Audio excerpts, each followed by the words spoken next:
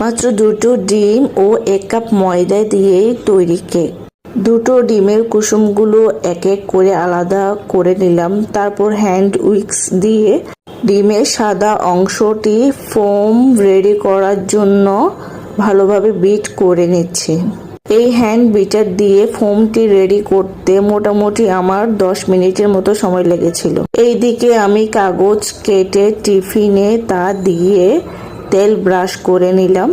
এইদিকে ছেঁকে নেওয়া ময়দা ও ডিমের কুসুমগুলো ফোমটির সাথে ধীরে ধীরে মিক্স করতে লাগলাম। ছোট একটা টিপস, চামচ উল্টো করে ব্যাটারটি মিক্স করবেন, এতে ফোম ভাঙার সম্ভাবনা খুবই কমে যাবে।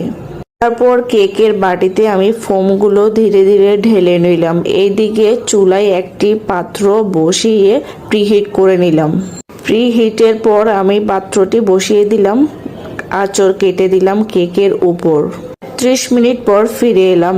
দেখেন আমার কেকটি ফুলে খুব সুন্দর হয়েছে। কেকটি বাটি থেকে বের করার পর দেখতে খুবই সুন্দর লাগছিল, খুব নরম তুলতুলে স্পঞ্জ কেকের মতোই হয়েছে। মাত্র 2টি উপাদানে ঘরে তৈরি কেক।